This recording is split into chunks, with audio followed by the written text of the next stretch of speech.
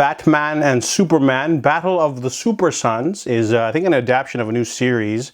Might have been written by Peter J. Tomasi, I believe, but I haven't read that one yet. But this one is about Jonathan Kent, not the father of Clark Kent. In the comics, Superman and Lois had a child named Jonathan. Jonathan Kent is 11 years old, going through, growing up stuff. He wants to be part of the baseball team and things like that. However, his parents are very busy because they are both world famous reporters, or not world famous, but metropolis famous reporters. He doesn't know that his father is Superman, though, so he just thinks his father is a very neglectful father who just doesn't care about being part of his son's life, and it's breaking his heart. So they eventually tell him.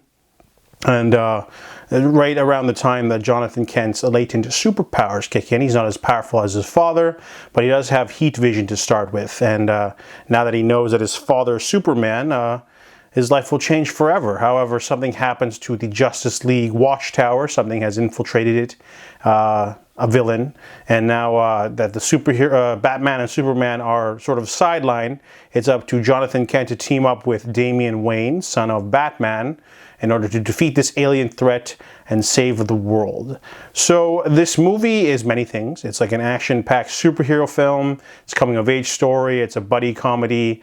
I really liked that it's a character-driven film first. There's not too much action going on the first sort of I'd say 30% of this movie, because we're focusing on the trajectory of Jonathan Kent. He's only 11 years old.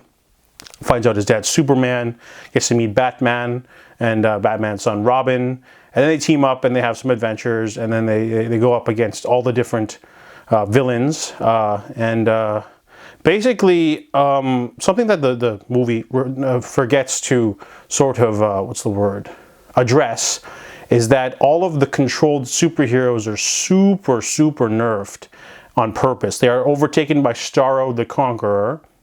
And I noticed that they didn't have trouble fighting all of these controlled superheroes, because Martian Manhunter is one of the most powerful beings in the DC universe. A lot of people sleep on him, but basically he just punches things in this, because there's something I noticed that whenever someone is controlled by Starro, they're not using 100% of their full power. It's almost as if Starro controlling them, he's not able to tap into their full abilities. Because whenever Superman is controlled, he just sort of uses his super speed and super strength. He can't use heat vision because the star is on his face. And other characters are nerfed too.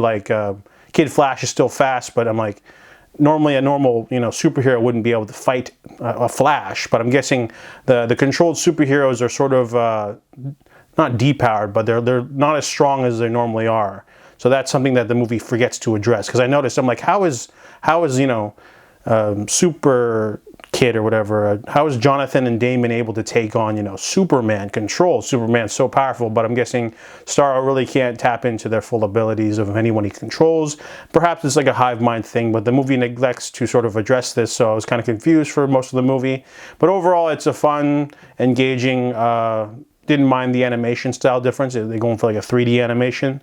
Didn't mind that at all. It was a pretty enjoyable story. So I give Superman and Batman Battle of the Super Sons a 7.5 out of 10.